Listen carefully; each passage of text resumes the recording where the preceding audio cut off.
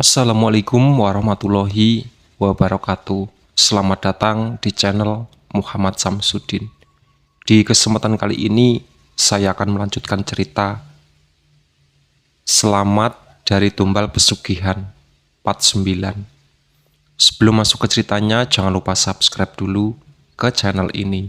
Selamat mendengarkan. Aku tidak bisa mencerna ucapan itu. Apa yang dimaksud dengan korban?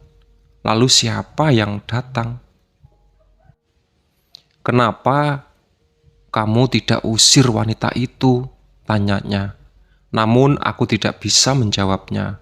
Untuk menggerakkan jari pun tidak bisa. Wanita berambut panjang itu menghadangkan wajahnya kepadaku. Wajah yang jauh berbeda dengan terakhir kali kulihat. Seperti semanusia tapi sangat pucat. Aku harap kamu selamat, ucapnya lirih dengan wajah sedih. Tak lama dia menghilang, seluruh tubuhku pun bisa kembali digerakkan. Namun badanku terasa sangat lemas hingga jatuh terduduk di lantai. Aku berusaha berdiri, walaupun kaki masih gemetar, berjalan perlahan untuk menggapai tembok. Sampai di kamar, langsung kutuk kunci pintu, lalu duduk di atas tempat tidur. Tangis pun pecah, teror ini semakin sering terjadi dan mulai mengganggu hidupku. Rasanya ingin kembali ke Jerman, namun ada sebuah harapan di balik hati untuk melihat Bunda kembali sadar. Tok tok tok, terdengar suara ketukan pintu. Saat ku membuka mata, perih sekali. Kepala pun pusing dengan badan sedikit demam, kulihat ke arah jendela, seperti sudah pagi. Non, Kila, panggil Mbok Wati, ingin membalas panggilan itu, tapi tenggorokanku terasa sangat sakit. Aku bangkit berjalan mendekati pintu, dengan langkah agak sempoyongan. Non, Mbok Wati terus memanggilku. Kubuka pintu, Mbok Wati tampak kaget melihatku. Non Kila nggak apa-apa, tanyanya. Ku balas dengan gelengan kepala. Non pucat banget, lagi sakit, tanyanya lagi. Mbok, minta minum, balasku lemah dengan suara serak. Panas, non tiduran dulu aja di kasur. Mbok Wati menyentuh dahiku, kemudian memamahku ke tempat tidur. Mbok ambilin makan sama obat dulu ya non. Aku mengangguk pelan. Mbok Wati keluar kamar. Ku ambil ponsel di atas nakas. Ternyata sudah pukul 8 pagi. Aku sampai tak sadar kapan mulai tertidur. Beberapa menit kemudian Mbok Wati kembali membawa segelas air. Minum dulu non. Dengan cepat ku habiskan segelas air itu. Mbok buatin bubur ya non? Tanya Mbok Wati. Iya Mbok. Mbok Wati pergi ke dapur. Tak lama sudah kembali lagi dengan membawa semangkuk bubur dan ayam rebus. Di dekatnya ada satu butir obat. Makan dulu non, terus minum obatnya, ucap Mbok Wati seraya duduk di ujung tempat tidur. Non Kela kenapa? Tanya Mbok Wati sambil memijat-mijat kakiku. Gak apa-apa Mbok, balasku lalu kembali menyantap bubur. Entah kenapa aku sedang malas bercerita dengan Mbok Wati.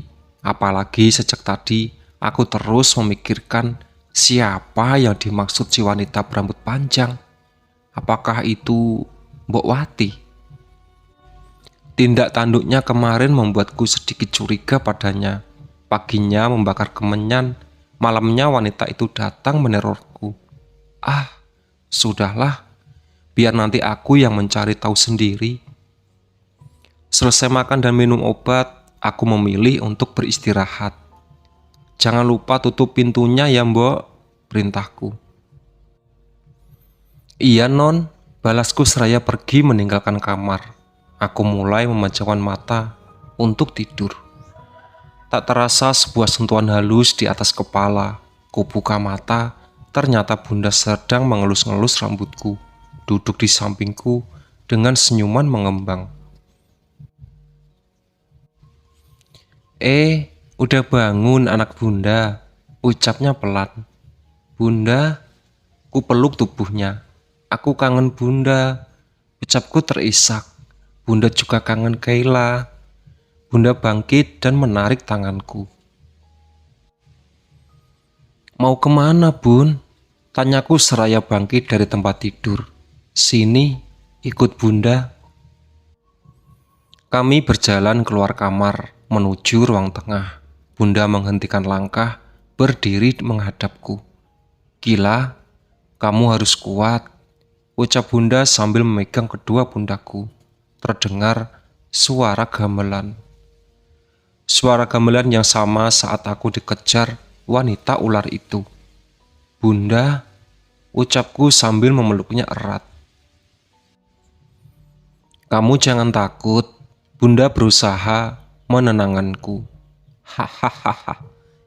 Wanita ular itu datang, kini menggunakan wujud setengah ular. Ada sebuah mahkota emas di atas kepala, dengan berlian berwarna hitam di tengahnya. Sekarang giliran kamu, ucapnya sambil mengibaskan ekor ke arah kami berdua. Gibasan yang sangat kuat membuat blokanku terlepas. Aku tertunduk di lantai, begitu pula bunda. Bunda! Teriakku saat melihat wanita ular itu mulai melilit tubuh bunda. Dia menarik tubuh bunda hingga menghilang di kegelapan. Bunda! Teriakku. Bunda! Aku terbangun dengan keringat bercucuran. Ini ayah Kayla, ucap ayah yang sudah di hadapanku. Kamu dari tadi nyebut nama bunda, habis mimpiin bunda ya? Tanya ayah. Aku mengangguk pelan. Ayah menyentuh dahiku. Panasnya masih belum turun juga. Mbak Wati sudah ngasih obat. Udah, tubuhku mulai terasa gatal. Ayah, gatal. Ucapku seraya menggaruk-garuk tangan di leher. Aku menyikapkan baju lengan panjangku. Ya ampun Kila, kenapa kulitmu merah-merah? Gak tahu ya, gatal. Rasanya gatalnya mulai menyebar ke seluruh tubuh. Kita ke rumah sakit sekarang. Bergegas ayah mengangkat tubuhku, membawaku ke mobil. Ada apa pak? Ucap Mbak Wati panik. Ini mbok, badan Kila jadi bentol-bentol merah, balas ayah. Ya ampun non, Mbak Wati pun terlihat panik, ikut berlari ke arah mobil. Dadaku terasa panas, nafas pun mulai memendek. Ayah, sesak, ucapku lemah. Ayah sudah mendudukkanku di bangku depan mobil. Tak lama pun, mobil pun melaju ke arah rumah sakit. Gila, jangan tidur sayang, perintah ayah. Aku bisa mendengar dengan jelas kepanikan di suaranya. Tahan, sebentar lagi. Air mataku mulai menetes, tidak kuat merasakan sakit di dada. Tut, tut. Bunyi klakson terus terdengar. Beberapa kali ayah teriak pada pengguna jalan lain untuk minggir. 15 menit kemudian perjalanan ke rumah sakit merupakan pengalaman terberat dalam hidupku, antara hidup dan mati. Aku disiksa dengan rasa sakit yang terangmat, rasa gatal yang terus menjalar di tubuhku, badan yang panas, serta nafas yang sesak. Mobil berhenti di depan ruang ICU. Ayah kembali berteriak memanggil petugas medis sambil mengangkat tubuhku. Tak lama tubuhku sudah dibaringkan di atas brankar, dibawa ke dalam ruang ICU. Pendengaranku mulai berkurang, sayup-sayup terdengar ayah yang terus menyemangatiku, serta suara dokter dan suster memeriksaku. Beberapa kali aku bisa merasakan ada jarum suntik yang menembus kulitku, namun rasanya sakit tidak seberapa dibandingkan sakit yang kurasakan sekarang. Tak lama mata ini mulai terasa berat. Aku tidak mau mati sekarang, ucapku dalam hati seraya menutup mata. Aku membuka mata melihat selang infus sudah terpasang di tangan kiri. Kuedarkan pandangan mengamati setiap sudut ruangan. "Ayah," ucapku lemah pada ayah sedang tidur di sofa. "Ayah," ucapku agak kuat. Ayah pun bangun, segera menghampiriku. "Ya sayang." "Ayah, Gila haus." "Bentar ya sayang." Ayah mengambil sebuah botol minuman mineral di atas meja kecil, lalu memberikannya padaku. "Gimana badannya? Udah enakan?" tanya ayah. "Udah nggak gatel sama sesak lagi," balasku. "Ayah, kata dokter, Gila kenapa?" tanyaku. "Alerginya kambuh." "Alergi? Gila nggak makan udang kok." "Bukan udang sayang, antibiotik." "Antibiotik? Kapan Gila minum antibiotik?" "Katanya Mbok Wati salah ngasih obat." Masa Mbok Wati lupa kalau aku nggak bisa minum antibiotik sembarangan?" tanyaku bimbang. "Ayah juga nggak tahu sayang." "Ya udah, jangan dipikirin. Yang penting kamu udah nggak kenapa-napa sekarang. Malam ini istirahat di sini dulu ya. Besok baru pulang." Aku mengangguk pelan. Ayah kembali duduk di sofa, sementara aku hanya berbaring sambil menutup mata. Sudah 10 menit lebih berusaha untuk tidur, tapi selalu gagal. Banyak pertanyaan yang terus muncul di benakku. Bagaimana bisa Mbok Wati salah memberi obat? Apa Mbok Wati sengaja melakukannya? Apa Mbok Wati ada hubungannya dengan semua kejadian aneh di rumah selama ini? Jangan-jangan maksud wanita berambut panjang itu adalah Mbok Wati. Lalu bagaimana dengan kemenyan? Apa aku harus memberitahu ayah? Pikirku seraya menatap ayah sudah tidur kembali di sofa. Sepertinya dia kelelahan. Aku tidak tega membangunkannya. Esok paginya 2 orang perawat sudah datang di kamarku. Yang satunya membawakan sarapan, sedangkan yang satu lagi melepaskan selang infus. "Pulang hari ini ya?" tanya salah satu perawat. "Iya," balasku singkat.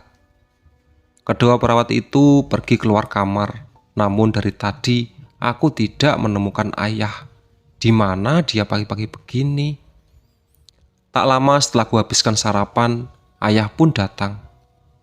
"Dari mana ya?" tanyaku saat ayah menutup pintu kamar. "Habis urus buat kepulangan kamu. Gimana? Nggak ada keluhan apa-apa?" "Nggak ada ya. Tuh, lihat sarapan aja sampai bersih. Kalau sudah siap, nanti bisa pulang," ucap ayah seraya duduk di sofa. "Sebelum pulang, ada pemeriksaan terakhir dari dokter untuk mengecek kondisimu. Setelahnya semuanya baik-baik saja, baru diizinkan pulang." "Ayah, kemenyan itu apa ya?" tanyaku saat mobil baru saja meninggalkan rumah sakit. "Ada apa nanya begituan?" tanyanya heran. "Enggak sih, cuma kemarin aku lihat Mbok Wati bakar kemenyan. Katanya membuat pengharum ruangan." "Pengharum ruangan?" Ayah nampak kaget. "Di sini kemenyan lebih sering dipakai untuk ritual," jelas ayah. "Ritual pemanggil setan?" tanyaku. "Tuh, kamu tahu." Kecurigaanku semakin besar pada Mbok Wati. "Nanti ayah tanyain ke Mbok Wati," ucap ayah. Sesampainya di rumah, Mbok Wati sudah berdiri di atas teras, lalu mengambil mobil yang baru masuk ke dalam halaman. Aku membukakan pintu mobil, sudah disambut oleh Mbok Wati. "Non, Gila udah sehat?" tanya Mbok Wati. "Udah," balasku ketus. "Gila masuk dulu. Ayah mau ngomong sama Mbok Wati," ucap ayah. Aku pun menuruti masuk ke dalam rumah. Saat masuk kamar, mataku hanya tertuju pada ponsel di atas nakas. Hampir seharian aku tidak memegang ponsel. Nggak ada yang chat, batinku. Mungkin teman-temanku masih terlalu sibuk liburan. Ku kunci kamar, ambil pakaian di lemari, lalu bergegas mandi. Rasanya badan ini lengket setelah seharian belum mandi. Gila, sayup-sayup terdengar suara ayah memanggilku saat sedang mandi. Ku matikan shower. Tok tok tok. Gila, panggil ayah lagi. Bentar ya, lagi mandi, sautku kencang. Oke, habis mandi ke kamar ayah ya, saut ayah dari luar kamar. Iya. Setelah selesai mandi, bergegas aku ke kamar ayah.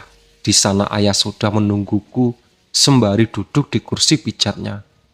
Ada apa ya? Tanyaku. Ayah mau ngomong sesuatu. Wajahnya tampak serius. Masalah Mbok Wati, tebakku. Iya. Jangan dipecat ya. Mbok Wati kan udah kerja puluhan tahun di sini. Baru sekali ini ngelakuin kesalahan.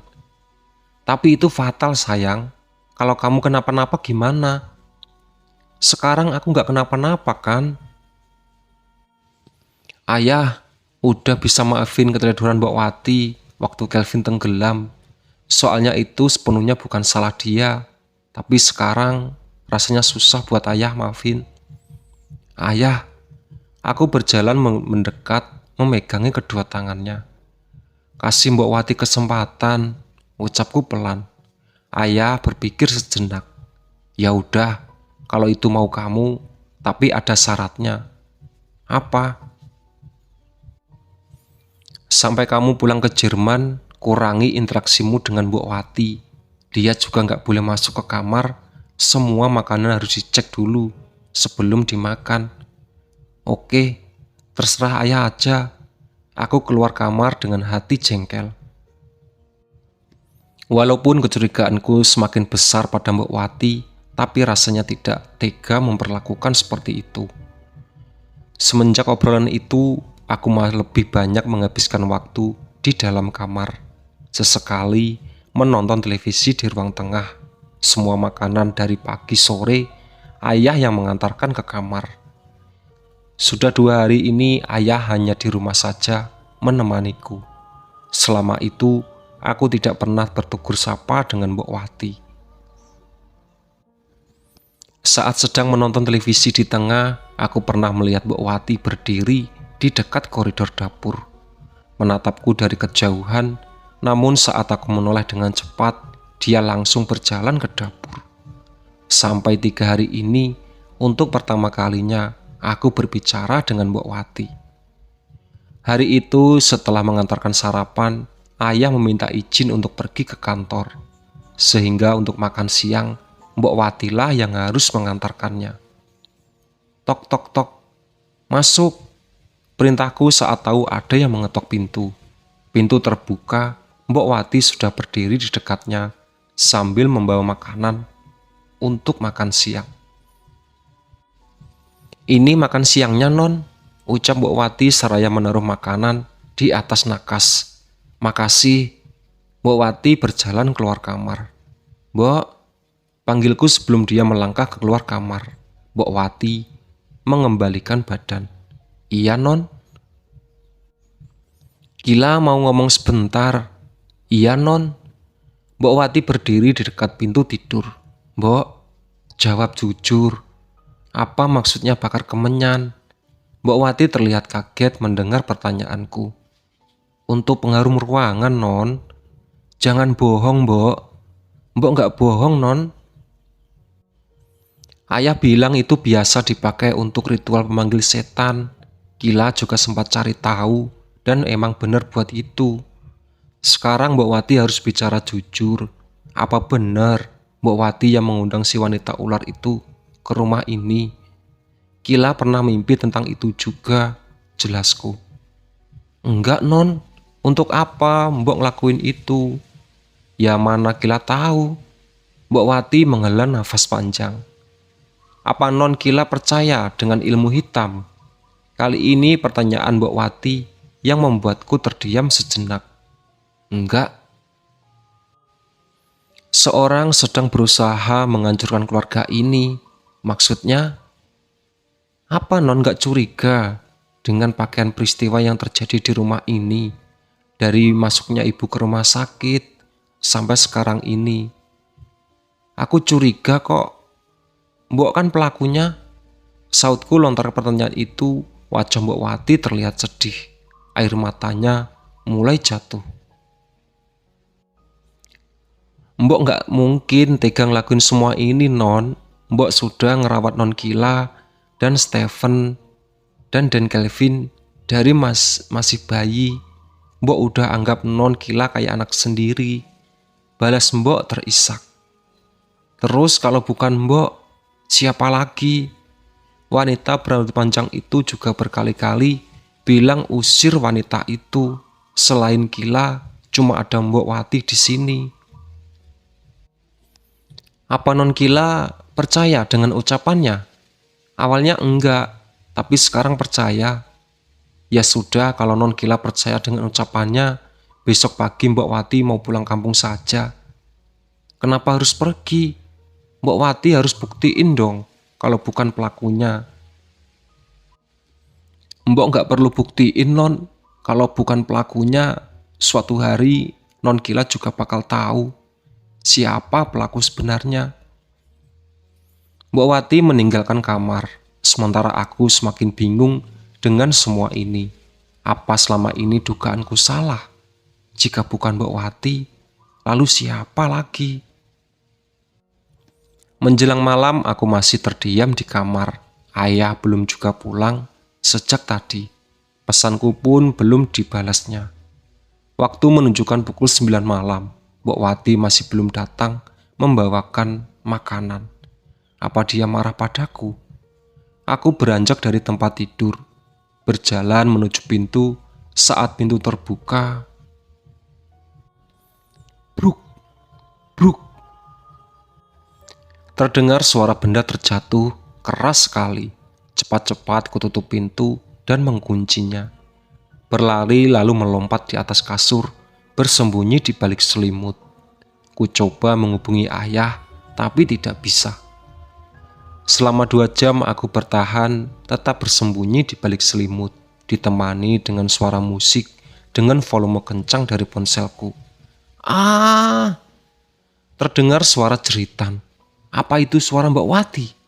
Pikirku seraya mengeluarkan kepala dari balik selimut dan mematikan musik. Ah! Jeritan itu terdengar lagi, sekarang jauh lebih jelas. Duk, duk, duk. Seseorang menggedor pintu kamarku. Non Kila, tolong. Mbak Wati berteriak minta tolong. Non Kila. Aku membuka selimut, berjalan ke arah pintu. Dek. Langkahku terhenti. Dari atas langit kamar, wanita berambut panjang itu turun, lalu berdiri tepat di depan pintu. Jangan dibuka, ucapnya. Itulah sahabat cerita dari Selamat dari Tumbal Pesugihan. Ditunggu part selanjutnya. Oke? Semoga kisah ini bisa kita ambil hikmah dan bisa kita ambil pelajaran di dalamnya. Mohon maaf apabila ada salah-salah kata. Wassalamualaikum warahmatullahi wabarakatuh.